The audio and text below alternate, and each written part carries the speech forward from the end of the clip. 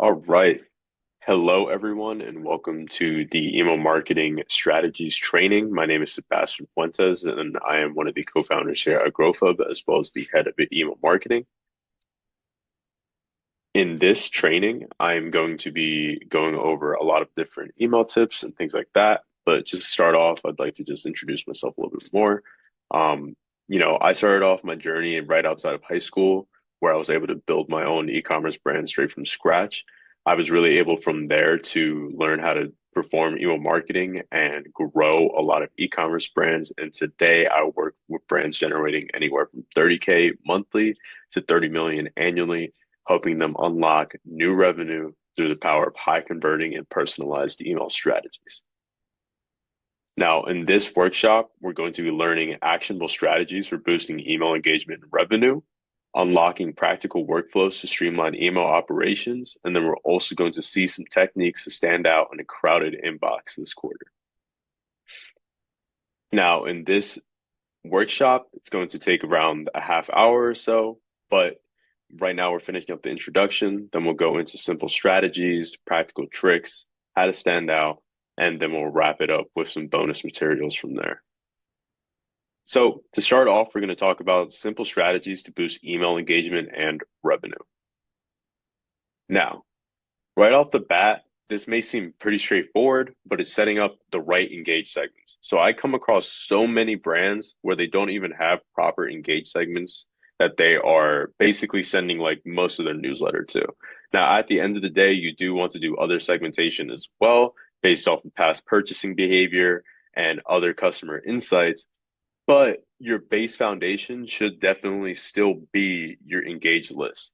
Now, you want to set up the following engage segments. So this is anywhere from a 15 to 30 day engage, 45-day engage, 90-day, 120, or so on and so forth. This will really just depend on how many emails you're sending, as well as what the life cycle of your product is. Now, it's really important to use these engaged segments because it's going to keep your domain healthy. You're going to make sure that you keep your clicks and opens up. And then from there, you're going to have no problems whatsoever with sending emails to your list. Hello, hello. Is my mic even working?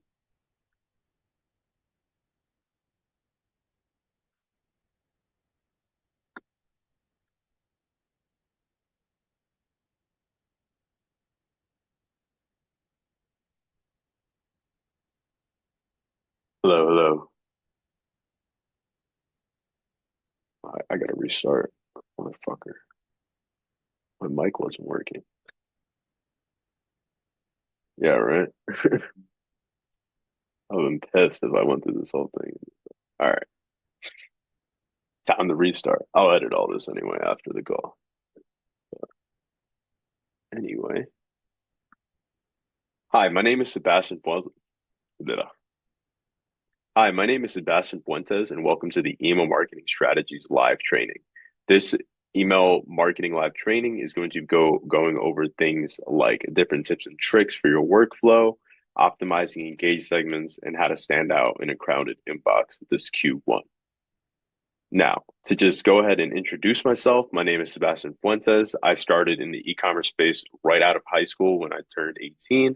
I've worked on my own e-commerce brands where I was able to scale a few brands to 6 and 7 figures across a few different niches, where I was able to master the art of driving growth through email marketing campaigns. Today, with Growthub, I work with brands anywhere from 30K monthly to 30 million annually, helping them unlock millions in revenue through the power of high converting email strategies. In this workshop, we're going to be going over actionable strategies for boosting email engagement and revenue, unlocking practical workflows to streamline email operations, and you'll be able to see techniques to stand out in a crowded inbox this quarter. In this workshop, I just went over the introduction. Then from there, we'll be moving into the simple strategies, practical tricks, how to stand out, and then we'll finish up with a quick wrap-up session and Q&A. Now, to start off with simple strategies to boost email engagement and revenue. I come across so many brands that don't even have the right engage segment set up, which should really be the foundation for your email marketing strategy. Now, I'm not saying you should overly simplify your strategy, but for a lot of brands, especially people who don't necessarily have a team to manage their email marketing, this can really make a huge difference. Now, don't get me wrong, you'll still want to create other engaged segments like customer behavior, zero party data, things like that. But with this foundation, you'll be able to keep your domains really healthy, as well as keep your opens and clicks and overall email engagement up. Now you're going to want to create the following segments and test these different ones. Now these are just general rules. Definitely adjust these time frames based on your brand, your product life cycle and how long you've actually been sending emails. For example, if you're very new, you probably won't have a 120-day engaged segment in the first place. So that's where you can stick with a smaller engaged window and so on and so forth. Now, a good rule of thumb to follow is if your campaign's open rate is anywhere from 35 to 50%, you can keep the same segment size. If your campaign open rate is above 50%, you can continue to increase the segment size slightly by increasing the time frame of the days between your emails. Or if your campaign open rate is below 35%, so you're starting to see a lag or drop off, that's where you're going to want to tighten the segment size. So, say, for example, if you're consistently using your 90-day engaged segment and you're seeing really good open rates, then you can stick in this area. But if you start to see some drop off, then from there you can drop to a 45 or even a 30 or less, so on and so forth. This is also a really good way to re-warm up a domain if you're starting to see some problems with deliverability. Now, in this screenshot, you'll see how I set up an engage segment. Now, this is, there's a lot of different ways that people have set it up. This is how I usually like to set it up. So making sure that people can receive marketing and they've received at least 3 emails in the past 30 days. You can do, only one email in the past 30 days or 90 days, whatever the case may be. But then you want to do the same for if someone has opened an email, if they have clicked an email, or if they purchased. So for these last two, these are ors because as long as they opened or clicked, they're so engaging with the email, you can confidently say like, okay, this person is engaging with my content. I can send them more emails. From there, you can go ahead and start to test that inside of your campaign calendar. And I'd say for like the majority of people, you can really just stick with these engaged segments and then kind of start to get a little more personalized as you go on. Now, in the next section, here's just another example of an engaged segment. This is a 90-day engaged segment. You can see again, like how it's set up to where it's making sure that each one is 90 days. You'll kind of see like the segment, the list size, adjusting based off of these different criteria. But as long as you have these conditions set up correctly, then you should get a very engaged segment set up inside of your account. Now, this screenshot's from Klaviyo, but you can still do the same for a lot of other platforms as well. So just keep that in mind too. Now, the next part is using no send lists. Now, this is super important for keeping your domain reputation healthy and protecting your domain. So you're going to want to set up the following segments, which is a spam trap, spammers, frequent bouncers, recent bouncers, and purchase last 7 days. Now, that's just an example. You'll want to adjust that based on your product. So, for example, you can test 14 days, you can test shorter. But basically, it's just because, for someone who's just purchased and they're most likely receiving your post-purchase email flow, they don't want to see other campaigns, especially since most of the time your campaigns are going to be more promotion based. You don't want to accidentally send like a discount code or something to someone who just purchased, and then they're going to be like, why am I getting this? I just purchased. This doesn't make any sense. Now you can see how I set up these segments here. So like the spam trap, they've received at least 10 emails overall time. They've opened 0 emails overall time. They've clicked 0 emails. They've placed orders 0 times. They haven't been active overall time. In this case, this is someone who's most likely a fake email. This can happen through spam bots that go through pop-up captures and different things like that. But basically, this will just help to block those people out. Same thing with spammers, anyone who's marked an email as spam in the last 30 days. Now, these people, they also just get removed from Klaviyo, but you want to double check that. So you just want to make sure that you're always blocking those people out. Same thing with frequent bouncers. So people who have bounced emails greater than 4 times overall time, or recent bouncers who have bounced 1 email in the last 14 days. You can set that larger. So past 30 days, 45, whatever the case may be, you just kind of want to test that. And then same thing with purchasers last 7 days. Now, in terms of list cleaning, you'll definitely want to, remove anyone who's a frequent bouncer, and then same thing with spam. So if people are spamming a ton or they're just not engaging whatsoever, there's no point to have them in your email list. So that's where you can kind of just go ahead and do some list cleaning to get them out of there. Now, in this screenshot, you'll see I have it set up in my don't send to. So in most email service providers, whether it's Klaviyo, MailChimp, any of the case, they usually allow you to exclude segments to send to. That's where you're going to want to include these. And that's really just going to keep your engagement right. So the people you're sending the emails to are the right people, and you're not sending to bad emails, to, anything like that that can hurt your domain and sending ability. Now, in this last section is landing page alignment.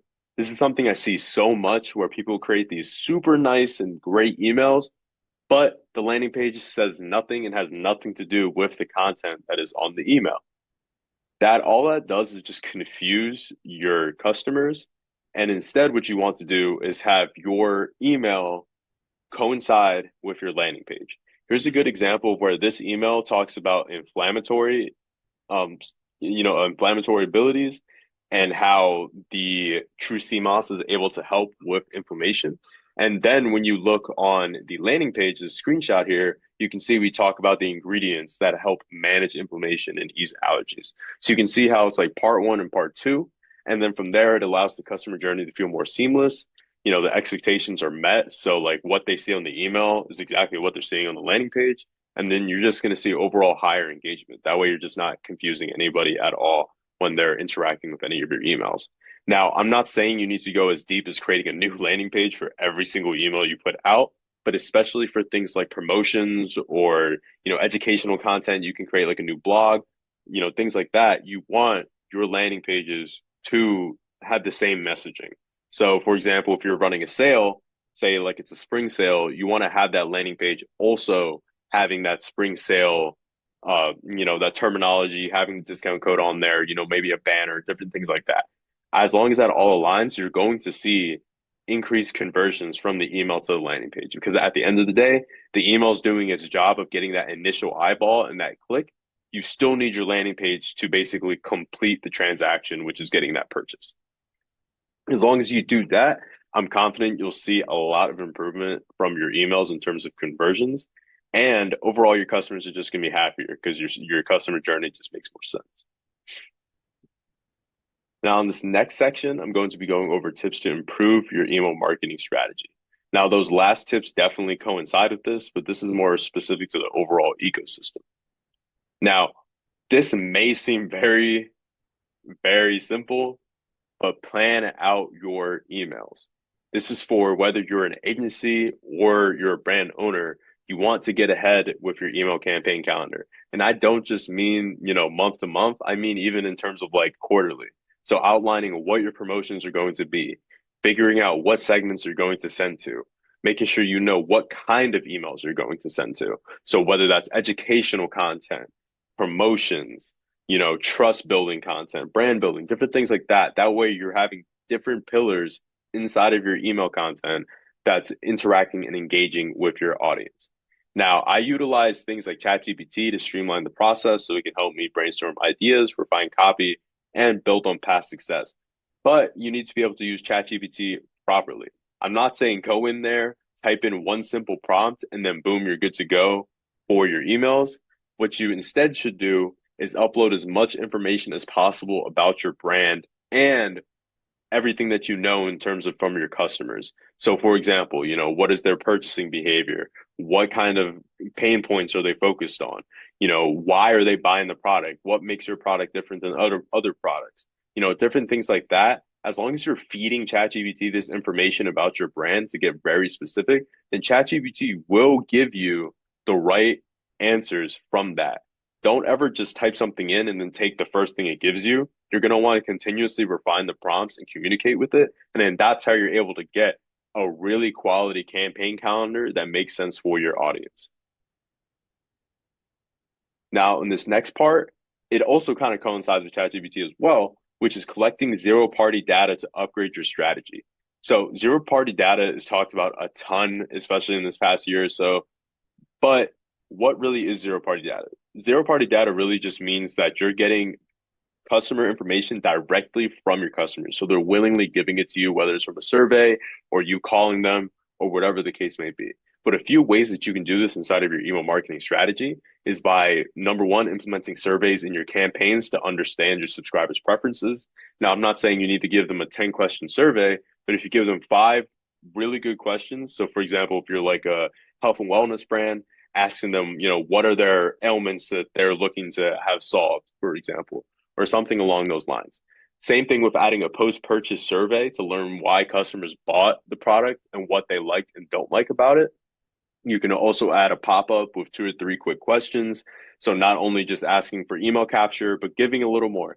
Now, you may see some drop off in your pop-up in terms of form submits, but that's perfectly okay because the people who are answering those questions and filling out the pop-up are going to be super engaged quality emails that you can confidently send content to, and you'll know they're going to engage as long as you're sending the right stuff. And lastly, it's personalized quizzes, which us at Growthub, we love personalized quizzes on your website. This is a super easy way to ask 5 to 7 questions for your customers, provide a really good customer journey, and give them personalized product recommendations on top of that. So all of this are just ways that you can collect more information about your customers, which will then allow you to, number one, segment better based off of their thoughts. Number two, create the right email content to send to the right people. So, for example, say, kind of going back to that inflammatory example, say someone's filled out the survey and they say, hey, I'm looking for things that are going to help with inflammation. Then you're sending them emails that are geared around that, or so on and so forth. If you're a skincare brand and someone's looking for help with dry skin, you're sending them content that is geared around that. All of that, it creates a better personalized and meaningful experience, and it shows the customers that you actually care. So you're not just sending out generalized content the entire time that is trying to speak to everyone, but not really speaking to anyone at the same time. Now, lastly, leveraging plain text across your email marketing strategy. Now, don't get me wrong, I love very well designed emails. Utilizing images, all image emails, I'm a proponent of it. I don't think it affects your deliverability whatsoever. But at the same time, you can use plain text emails. It allows you to, number one, test faster. It also allows you to add a more personalized touch for your emails, whether it's campaigns or flows. And it also can help with improving deliverability. So especially in cases where, say, like you're starting to see some drop off in opens and clicks, you can pivot from your regular design emails to utilizing some more personalized plain text content, whether it's coming from the founder, which is like this example right here, it says, hey, it's Bernie as a co-founder of Mineray. It's coming from the founder itself. So that gives more perceived value and perceived connection to the customer in comparison to like some other email that you're sending out. Now, this may seem basic, but there's a lot of people who they tend to just forget to use plain text. Even more now, it's a lot better. It's very easy to allow you to show up inside of the inbox. And in terms of just testing, it'll speed up your testing rate. In comparison to typing out, an email in 10 minutes or, 20 minutes, or having to actually design something that's going to take you an hour or 2 hours, you're able to do a little mix of both. So in both your campaign calendars, you want to use design heavy and plain text emails, and in your flows, having plain text as well. So, in the abandoned cart, a plain text email works awesome because it just feels a little different than like the normal abandoned cart emails that you would get, and so on and so forth. But basically, it's really just going to help you to feel more authentic and drive results. Now, in the next section, we're going to talk about standing out in a crowded inbox, especially here in Q1 in 2025. The average adult receives over 130, 145 emails a day. So you really have to do what you can to stand out. And with these new iOS updates that make it harder to get opens and track them and everything like that, you need to do whatever you can to put out the right content to your audience. So first off is crafting personalized subject lines. And I don't mean personalized in terms of just putting their first name in. That's what everyone says. That's extremely basic. You need to go even further in terms of actually hitting with their pain points and different issues like that connect with the email as well. So for example, if you're sending out an educational email, say it's a skincare email that's talking about again, let's just use dry skin, for example. You want that subject line to connect with that. So again, it's all just customer journey. It leads to the same thing. It talks about the same thing and it makes sense. So here's a few frameworks that you can utilize. So you can utilize problem solution. So again, this is where you're kind of figuring out what those pain points are from your customer. So say struggling with dry skin, here's, the fix of whatever that is. Now that's just super basic, but again, just for example. Now, I personally like to stick to no more than 9 words. I feel like any more than 9 words, it just gets cut off. It's not going to look that good in the subject line. And you kind of just want to get straight to the point with your subject lines a lot of the time. You can also still have your preview line with a little more text that can follow up with that as well. So outside of problem solution, you can use curiosity and intrigue. So, giving them like, you won't believe this, or, some sort of thing that's going to spark interest. Even further, you can do urgency and scarcity. That's something we all do. So like last chance offer, different things like that. I would be very careful with urgency and scarcity because it is pretty overused. So only use it when it really makes sense. So like at the end of the sale, it does make sense to add more urgency, but don't just do it in every single email or anything like that because you're really just going to exhaust your audience in that sense. And from there, you can do benefit driven. So, say you're a weight loss supplement, then like, lose 10 pounds in the next 2 months, whatever the case may be. You really want to hit on those pain points and kind of show that transformation in your subject lines. It's going to bring more engagement from there. Then lastly, you can do a question based or other personalization beyond first name. So like, this can be more referring to preferences or behaviors. So say, for example, you have like purchasing behavior, someone orders every 30 days or whatever the case may be, then you can hit them with that email with the right subject line at the right time. And that's going to get them to open in that inbox and you stand out in comparison to other brands. Now, we talked about this in the zero party data section, but here's how you can kind of going deeper into that. So utilizing customer data for personalization. Now, from your surveys, there's so much that you can utilize. So you can use the pain points, the interests, and the motivations for purchasing to speak directly to your audience. So this data can basically help you create dynamic content blocks. So product recommendations or messaging based on survey responses, behavior-based follow-ups, and hyper-specific campaigns that are segmented based on their answers. Now, this can get you a little bit smaller email groups inside of your overall list, but this content will stand out and it'll speak to them because it's something that they're looking for. So in these two examples, this is a skincare brand, and this first one, it talks about battling constant irritation. So we're calling out that pain point right off the bat, and then we're able to send this email to people who have filled out our information to where we know that they're looking for something that's going to help soothe irritation on the skin. And then since we're calling it out right in hero image, it just kind of speaks to them, and we'll do the same thing in the subject line and then when they actually hit the product. And then same thing right here, 5 tips to safely address hormonal acne. So now we're directly speaking to someone who has hormonal acne and faces this issue, and then we give them a step-by-step list on how to basically fix that or, solve the solution. So these are just examples, but overall, it's going to make a huge difference when you do these kind of things in your emails, and you're going to see a big tick in engagement when you just take a little bit more time to get a little more personalized. Now, some key takeaways and quick wins. You're going to want to plan ahead with a campaign calendar. Map out your campaigns in advance to avoid last minute stress and free up time so you can optimize your email flows and focus on other things that matter within your business.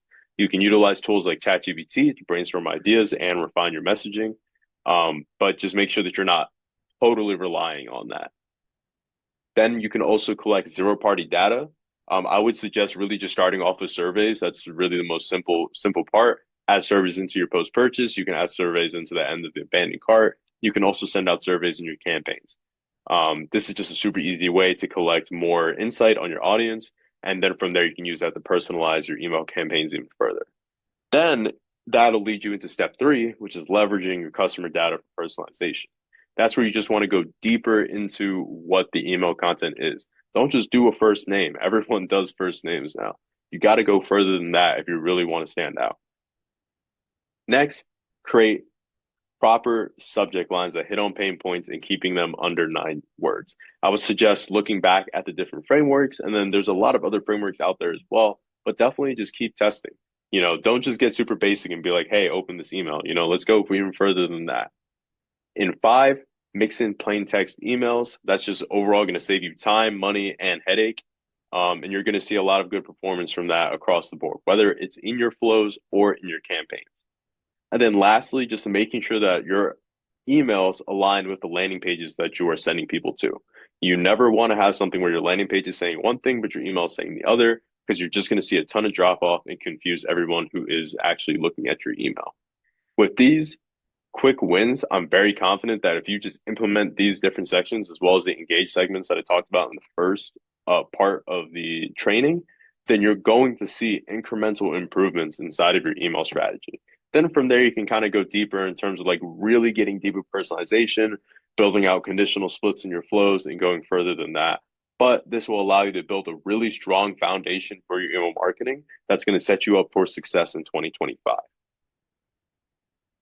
Now, just for some bonus materials and resources, you can look right here that we have the Ultimate Email Template Bundle Pack. Now, what the Ultimate Email Template Bundle Pack is it's pre-built high converting email templates that are designed to save time and drive results. These are all templates that we've utilized across the board for our clients, as well as any other brands that we've worked with to drive upwards of hundreds of thousands and millions in sales from emails alone. We've also included Figma components like hero sections, bridge sections, testimonials, and product highlights, which will allow you to build out emails fast and efficiently so that you can save time and focus on other areas. This pack is super quality and is really useful, especially for situations where you don't necessarily have a team or a designer behind you. So as a founder or even as an agency owner, this will save you a lot of time and headache. Then I also have our campaign calendar template. This is simply just a Google Sheet that you can copy and use for yourself.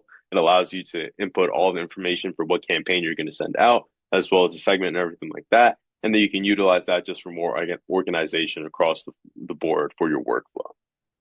Lastly, you can click this link as well, and you'll get the swipe file of high converting email designs. So this is simply just a swipe file of different email designs that you can just look at to take as inspiration, as well as copy them and make changes yourself to use for your own brand.